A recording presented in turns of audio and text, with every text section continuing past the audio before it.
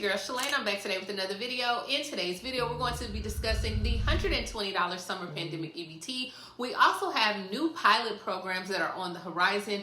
We have food stamps for those that are just getting released from prison. Yeah, we're going to talk about it, as well as a Florida update. So I'm super excited about this one, guys, because we do have a Florida update. We also have states now that are awarding those that have been identity theft or had their EBT funds stolen as well. So we have a lot to talk about in this video. So if you want to know what is going on in the lovely world of EBT, you already know what to do.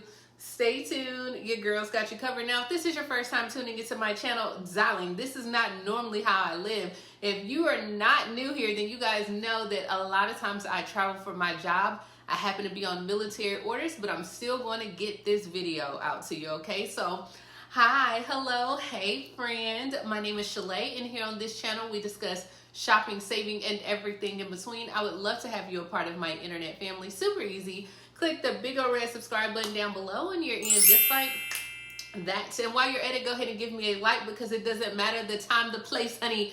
I am still going to get these videos out to you, as well as if you are an EBT recipient, go ahead and click the link above or even in the description box below. Get you some Amazon Prime. Guys, I'm giving it to you free for 30 days, all right? Amazon Prime, try it out, 30 days for free on your girl. All right, so let's go ahead and talk about which states have been approved for the summer pandemic EBT. Now, guys, if you have not contacted your schools or filled out your applications for free or reduced lunch for next year, I need you to go ahead and do that before this school year ends, because in order for you to participate in summer pandemic EBT, one, your state has to be approved, but number two is you have to have the free or reduced lunch application on file before the school year ends. So make sure you do those things, as well as you can check with your school and see when they are issuing out those payments as well, because some states are sending out brand new cards since the amount has been reduced. So no longer $375, $391. You're getting $120 per child and possibly a new card. But what do you got to do? Say, neighbor, we got to make sure that we have our free or reduced lunch application on file. Okay, so the following states have been approved, and that is Alabama, Arizona, Mariana Islands, Georgia, Hawaii, Indiana, Louisiana, Maryland, Michigan, Minnesota, Nebraska, New Jersey, New Mexico, North Carolina, Oklahoma, Rhode Island, Tennessee, Utah, Vermont, Virginia, West Virginia, Wisconsin, and Wyoming. All right, guys, and the following states have been approved for pandemic EBT for this school year from August of 2022 through June of 2023. Of course, we have to kick things off with the home team. Alabama, which will issue benefits on a monthly basis beginning in February and ending in June. Arizona will issue benefits in two payments, one in March and May. California will begin issuing benefits in June and end in July. Georgia will issue benefits beginning in June and end in September. Hawaii will pay out in two separate payments. Indiana will issue benefits in late April and then again in late May. Kentucky will begin issuing benefits in June and end in July. Louisiana will issue all benefits in late July. Massachusetts will issue two payments, one in May and one in August, but don't forget Massachusetts will start issuing their state benefits, the extra payments, this Friday, April 7th. Minnesota will issue benefits in April or May, and then will continue to issue benefits in July. Michigan will issue benefits in April, and then they'll also pay out in May and June. New Jersey will issue benefits on a monthly basis beginning in February and ending in July. New Mexico will issue benefits beginning in April and ending in September 30th. North Carolina will issue benefits on a monthly basis beginning in February and ending in July. North Dakota will issue a lump sum of benefits on June 15th. Ohio will issue benefits on a monthly basis for the rest of the school year. Oklahoma will issue benefits on July 1st. Rhode Island will issue benefits in three separate installments in February and March, and then they're going to pay out on a monthly basis as well. Virginia will issue benefits on a monthly basis beginning in March through September. Vermont will issue benefits beginning in April and ending in early September. And Wisconsin will issue benefits beginning in March on a monthly basis and ending in July. All right, guys, so let's go ahead and kick things off with the pilot programs because there are a lot of programs that are going on within the USDA. The first one we're headed to is California, where Californians can now afford more fruits and vegetables for low-income California residents. Now, guys, it's about to get a little bit greener, okay, when you are purchasing your groceries at participating locations. The California Fruit and Vegetable EBT pilot program will now match up to $60 a month when funds are used on their CalFresh food benefits to buy fruit and vegetables. So this is big because we know, like, of course you can go to the farmer's market and they'll do the double up bucks, but it's usually only between $10 and $20. Now, the Department of Social Services, they launched this program to help those that are strapped for cash, especially like during inflation where things and groceries are just more expensive. So this program is in effect in about 10 counties, including Sacramento County. But this comes after additional CalFresh food assistant benefits administered during the pandemic had came to an end in February. So a lot of states now are looking to see how can they replace or even help those residents. I told you in Massachusetts, this Friday, they are going to be issuing out extra benefits that the state will give for the next 90 days. But California, they don't have any supermarkets yet, but they do have 2 farmers markets. Now, this is an additional $60 as well. You can go to the Country Club Plaza Farmers Market that's on Butano Drive in Sacramento. And then you can also go to the Sunrise Station Farmers Market as well, and they will be able to issue up to $60. Now, this is once again just a pilot program. You do not have to take advantage of it or take any additional steps. Once you actually purchase those fruits and vegetables, the money is applied right then and there directly to your EBT account. So this pilot program, I know it's not probably what you want, right? But it was approved for 1 year and it will be coming into an end in December of 2023. So you have the rest of this year to use it. I'm not sure if they're going to implement other states. We know they are doing the pilot program for the skimming and mobile payments as well that you can use with your phone on EBT cards. They are doing that in Oklahoma and 5 other places, all right? But let's go ahead and shed a little bit light on Florida because a lot of people wanted a Florida update. Now, there was a survey that was done in Florida where we know that Florida was one of the first states to go ahead and reduce the funding when the emergency declaration expired. Now, despite all the successes that they had with the program, this report that was published by the Florida Policy Institute is saying that there's a lot of barriers in Florida of equal access. And they're highlighting like some of the successes and missteps that they have had during SNAP throughout its history. Now, it went back to the very beginning, guys. It went back to 1969. Which I think that was a good year because I think that's around the time my mom was born. I don't know. Let me know what you were doing in 69. But at the time in 69 when Florida actually implemented the SNAP program, it had already been authorized for 5 years prior. And so the state opened it up to interested counties to see how they were going to do. But there's been a lot of red tape. They're saying that there's a lot of discriminatory practices and roadblocks on getting programs off the ground in Florida. And they said there's still a lot of policies that are based on stereotypes that keeps everyone out regardless of their race and ethnicity.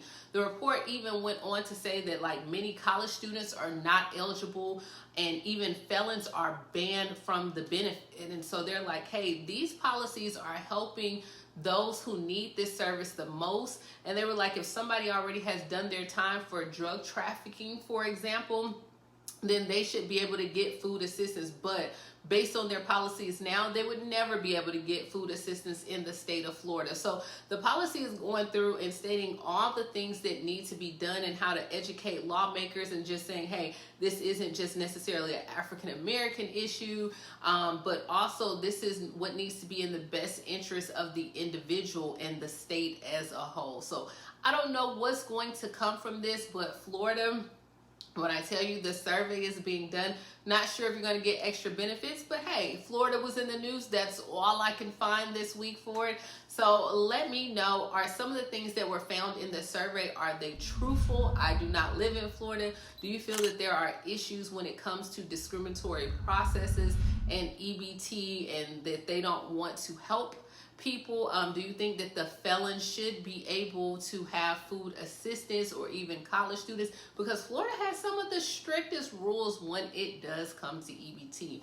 But that's all I can find. I will continue to be looking at it. Next, we are headed to Illinois, where they are doing something different for those that are being released from correctional centers or even jails as well. All right, so next we are headed to Illinois, where this week marks the first week that individuals in custody with the Illinois Department of Correction facilities across the state, guys, are now eligible to submit their pre-release SNAP benefit application. So this is a good thing. I might have talked about this with you guys last year when I was deployed, but the program is a collaboration between the Department of Corrections and the Illinois Department of Human Services.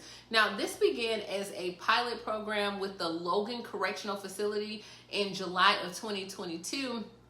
And pretty much what ended up happening was the goal was to improve access to SNAP benefits. So we know a lot of times when people are being released from incarceration, they don't know exactly what to do, or unlikely to have the resources to be able to ensure food security at all. So what SNAP ended up doing, or the Department of Human Services, they partnered with them and they said, hey, within 10 days of being released, the Department of Correctional staff, they will actually assist individuals in custody of the completion and submission of their SNAP application.